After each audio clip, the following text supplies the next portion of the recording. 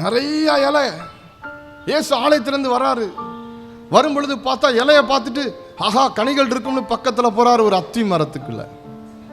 இலையெல்லாம் விளக்கி பார்க்குறாரு. ஏங்க அவர் போனாரு? கனியற்ற காலம், கனி கொடுக்கிற காலம் இல்லையா அது. ஏன் போனாரு? இலை எப்பெல்லாம் விட்டுருக்குதோ அப்பெல்லாம் கனி இருக்குமா அது உள்ள கனி இல்லைன்னு சபிக்கிறாரு.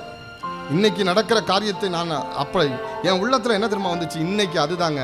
இன்னைக்கு என்ன தெரியுமா நடக்குது? வெளியே பார்க்கும்போது அப்படியே ஆரவாரம், வெளியே பார்க்கும்போது பயங்கர எழுப்புதல் வெடிக்கிறத போல இருக்குது, வெளியே பார்க்கும்போது பயங்கரமாக இருக்கிறத போல இருக்குது, பயங்கரமான பேச்சு, பயங்கரமான சீஷத்துவம், பயங்கரமாக பேசுகிறான்.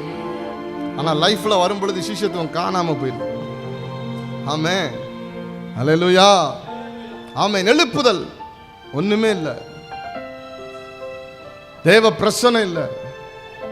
ஆனா பணம் கொட்டுது, எல்லாம் இருக்குது, ஆனா மகிமை கொட்டல. உண்மையான வல்லமை எதிர்பார்ப்போம், உண்மையான எழுப்புதலை எதிர்பார்ப்போம். அதற்கு தேவை எப்பொழுது மகிமை இறங்கும்? எப்பொழுது நான் கர்த்தருடைய வார்த்தைக்கு கீழ்ப்படிந்து கர்த்தருடைய காலத்திற்கு தக்கதாய் கர்த்தர் எனக்கு சொன்னதற்கான விலைக்கிரயத்தை செலுத்துவதற்கு நான் ஒவ்வொரு ஸ்டெப்பா எடுத்து வைக்கும் போது ஒரு நாள் மகிமை இறங்கும். எப்ப வேலை முடியுதோ அப்ப மகிமை இறங்கும். கர்த்தர் சொல்றாரு, ஆலயத்தை கட்டி முடிக்கும் போது ஏற்கனவே ஆலயம் கட்டப்பட்ட ஆலயத்தை பார்த்து நீங்கள் சொல்லுவீர்கள், இப்பொழுது செருபாபேல் ஆலயத்தை கட்டி முடித்திருக்கிறான். மகிமை மகிமை மகிமை இறங்குகிறது.